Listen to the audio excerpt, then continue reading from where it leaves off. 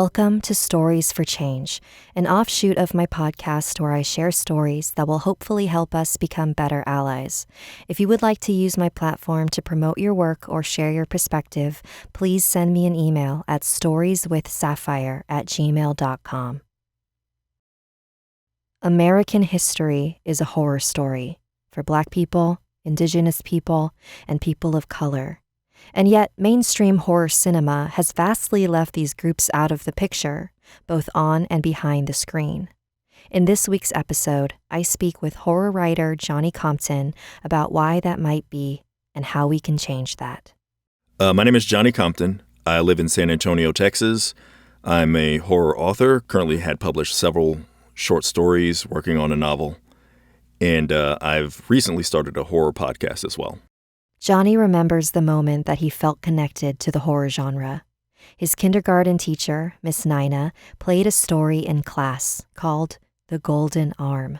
It's like an old school classic. The person who is buried with something valuable comes back because that valuable thing is stolen, which is kind of a horror archetype. In this case, it's a golden arm. Sometimes I think it's a woman that has the golden arm and it's her husband that digs it up, steals it to, it's made of gold, to sell it, presumably.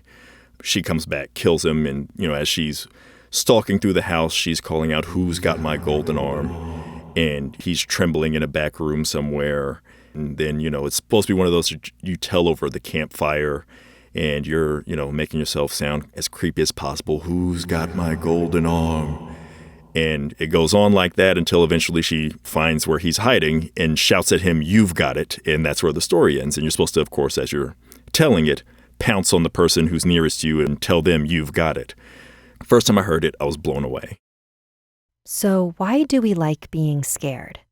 I get asked this a lot by people who don't enjoy horror at all, because I not only cover a lot of dark content, but I love horror movies, attending weird interactive theater events, and haunted house attractions. But in reality, I'm a huge scaredy cat. I don't like heights or ocean activities, never been bungee jumping or skydiving. I don't seek my thrills in that way because, in my mind, those activities present a real danger. I can fall to my death or drown. But a horror movie? A horror movie can't really hurt me.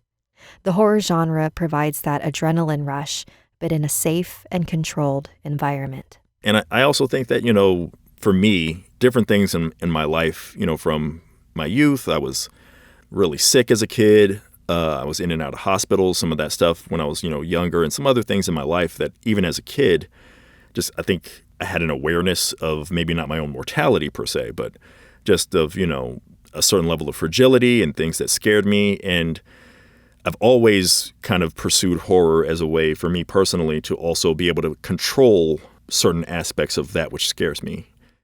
As much as I love the horror genre, it has a serious diversity problem. It's a problem in the entertainment industry as a whole, but you don't need to be a film historian to know that horror movies rarely have Black protagonists. And when you look at the history of how Black people have been treated in America, it makes no sense, because who has experienced more horror?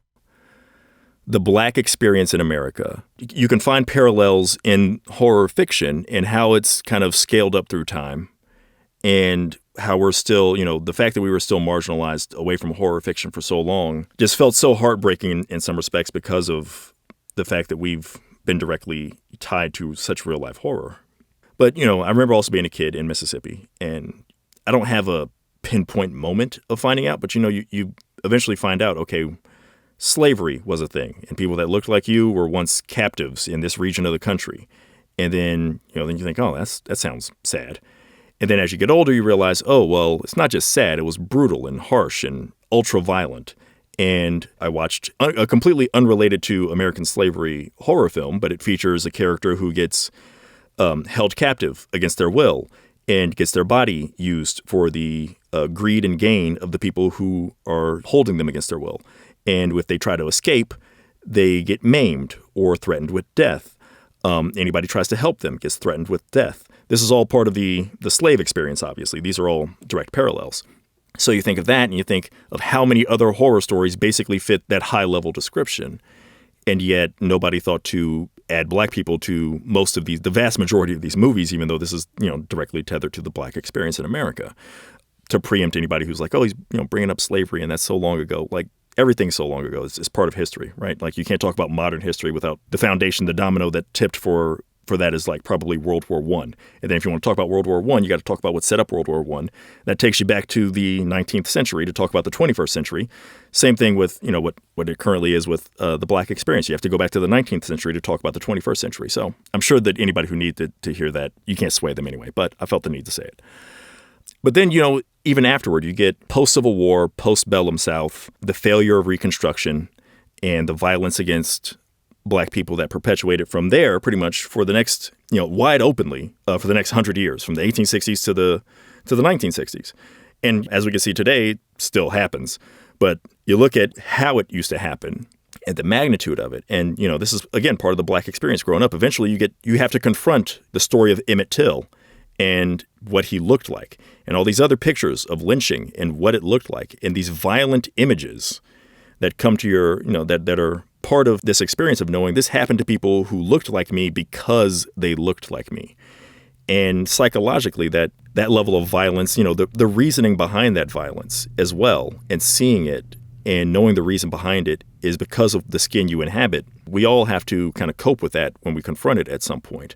Violence is not all, there's categories of it for a reason, right? We think of domestic violence in a different way than we would think of as just a regular assault out on the street, because domestic violence happens in the home, and home is supposed to be where you're safe. It's where you live.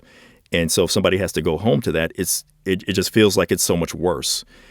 And it's the same thing if you have to live in your skin and you know that the violence being threatened against you and being acted out against you, or people that look like you, it's happening because they look like you.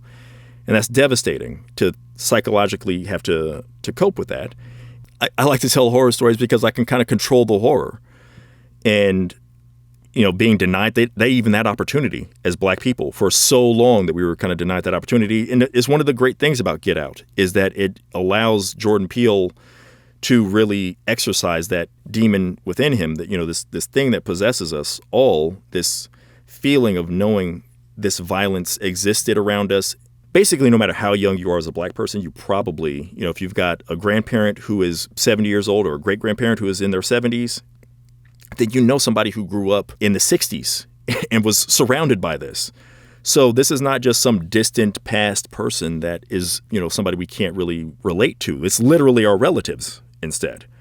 So I think all of those things combine, and as it comes up through the years, there's so many different examples of real-life horror that happens with black people. So the body snatchers, when they first started in medical schools, stealing bodies out of graves.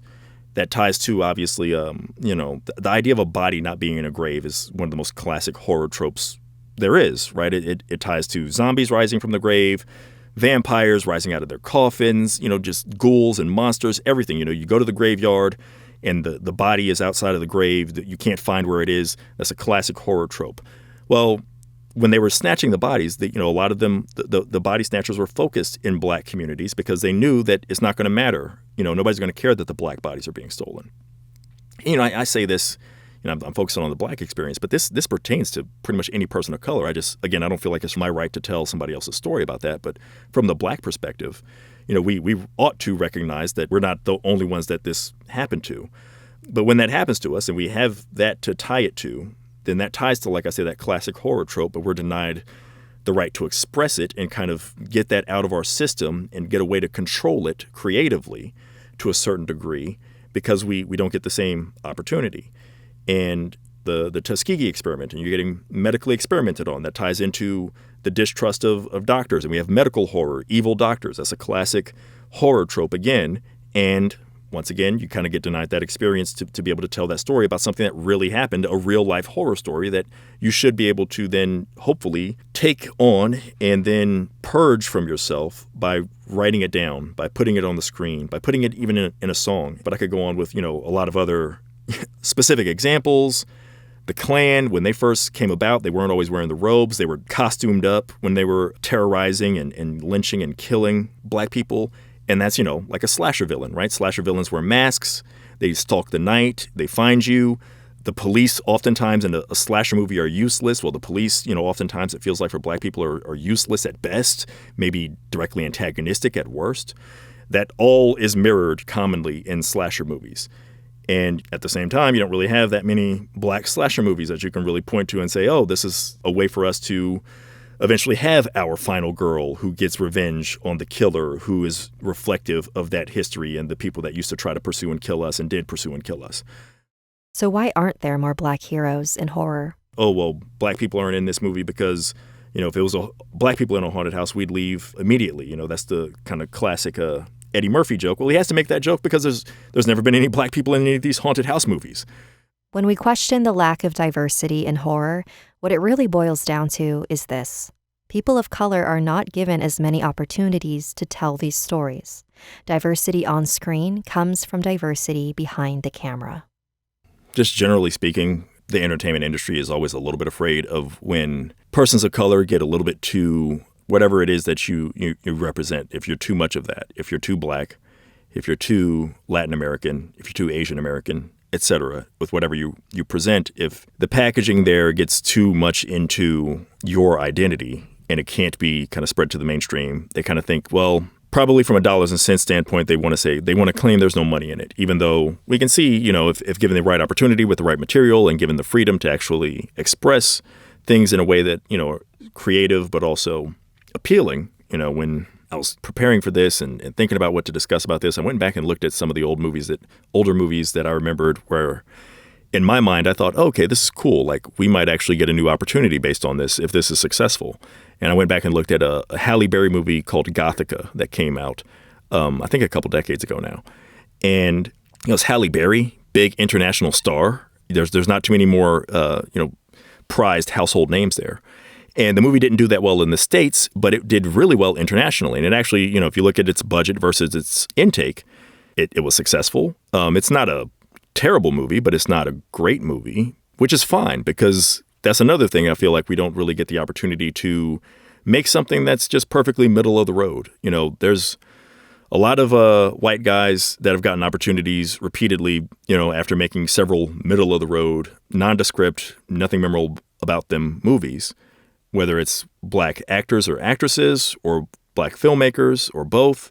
If we don't make something that really stands out as amazing, you don't get that second chance, and they blame it on the dollars and cents. But I thought the example with the Halle Berry's Gothica was really, it would be good for making the point of how that's a nebulous, or that's a bad argument. It's I don't have a lot of faith in that being a valid argument, because part of the argument that I've read before is that, black movies don't do well overseas because people can't relate to them. Well, her movie did better overseas than it did stateside. Goodfellas also didn't do well internationally because it's a very American crime story. That doesn't mean that, De Niro's not going to get another opportunity after he makes that because, his movies don't play well outside of the United States. Nobody would have ever thought that. It's been talked about to death that Get Out changed the mainstream attitude of what the horror genre was capable of. So what made this film different? Yeah, I think it was the climate. I think it was, to do with timing. First and foremost, to give Jordan Peele and everybody else associated with the movie proper credit, I think that it was a really great film. And it had a really cool concept that, nothing under the sun is completely original, but it was something certainly I hadn't seen in a while. And it wasn't something I could come off the top of my head and say, this is reminiscent of this slasher movie or this haunted house movie or even this sci-fi horror movie. The idea of usurping somebody's body, that's certainly been utilized in other horror stories. But I think that the way that they did it, the motivation that they gave to the villains, the way that the lead character gets entrapped, it all, I think, was put together pretty masterfully, actually. I rewatched it not too long ago, and I liked it even better going through it again. Just some of the things that it really executed, I thought, extraordinarily well. So I think that obviously was a big factor. I think the timing helped. I think that the horror genre in cinema has recently kind of come upon a certain level of a renaissance where there are movies like Hereditary, The Witch, It Follows, The Babadook.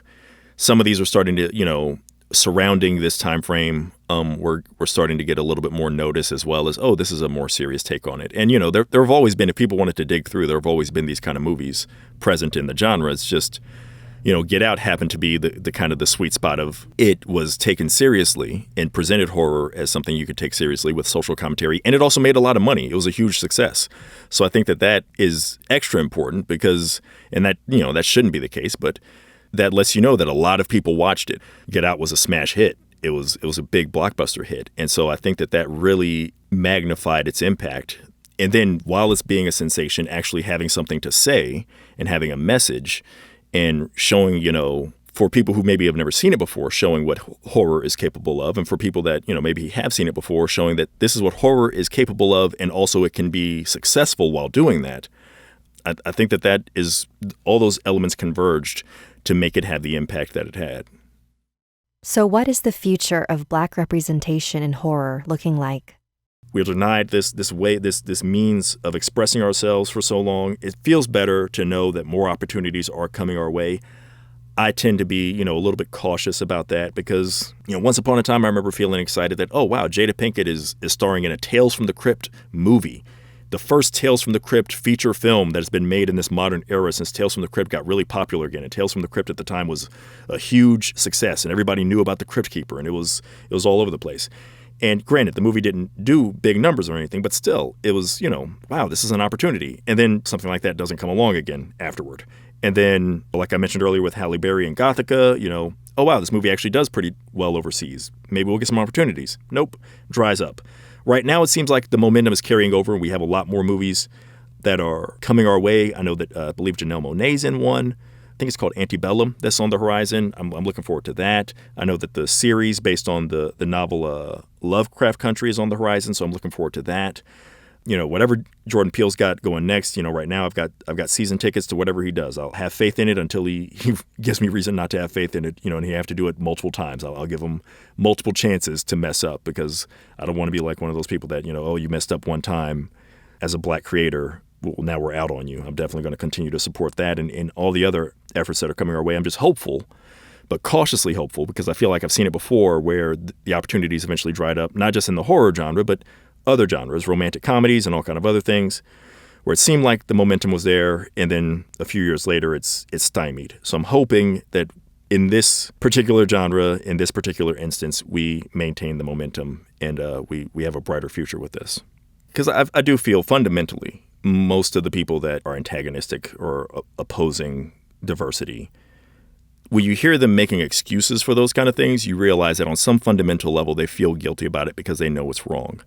And so it can be harder for them to want to embrace that because they want to say, well, I don't want to have to think about my own lineage and legacy and heritage and the things that I've inherited as far as the imbalance of power in my favor, especially when we're talking about people that are the drivers here, the creators, the people that make decisions. I think that for them, they might want to say, oh, I want to keep it lighter. I want to keep it as more escapist. It impacts it to a certain degree, but at the same time, some of those same, individuals are like, they'll put something else that's horrible and egregious in a film and do it in a way that denies the group that suffers through it any kind of catharsis and, try to repurpose it and say, oh, no, we're making this as a revenge fantasy or a power fantasy, but it's really not a lot of the time because it's not somebody who's actually the person who suffers from that, who's the driver on that, if that makes any sense. Horror has a whole subcategory, a whole subgenre of rape revenge films. The vast majority of those were created by dudes. So what the right do they have to make that film? So I tend to be more, let's expand opportunities. People tend to think, oh, nobody, you don't want anybody to be able to make anything. Nobody would complain about this kind of if we all had these opportunities. If you expanded it and made the pie big enough that Black people feel like, oh, I'm getting my opportunities, and women directors are feeling like I'm getting my opportunities, Asian American creators are feeling like I'm getting all my opportunities too. There's more movies being made now. There's more books being published now than there ever have been by a huge margin. If we're not seeing proportionally an expansion of the groups that have long been marginalized getting their slice of this bigger pie, the pie is bigger, so we should all get, there's more than enough here for us all to eat. And yet we're still being denied those opportunities. At that point, when I think about those things, I think, okay, well, the excuse of, well, we're doing this because we don't want to confront something too heavy. All right, well, just give us the opportunity then. We'll confront the heavy lifting. We can do that. We're not afraid to do that if you're afraid to do that. We've made significant progress when it comes to representation in entertainment, but we're nowhere near where we should be. Luckily, there are plenty of ways we can change that.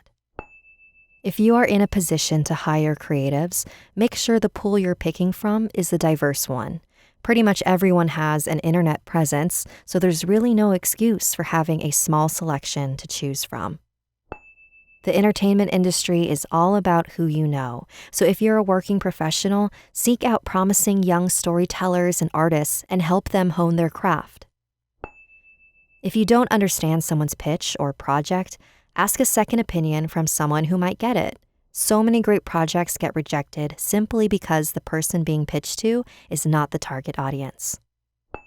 Support and pay for films and content created by Black people, indigenous people, or people of color. And if you have a significant platform, use it to promote creatives who belong to marginalized groups. Thanks for listening, and thank you to my guest, Johnny Compton. Don't forget to check out his podcast, Healthy Fears, available wherever you listen to podcasts. If you are a creator of color and would like to promote your work on my show or discuss something that's important to you, send me an email at storieswithsapphire@gmail.com. Salamat and good night.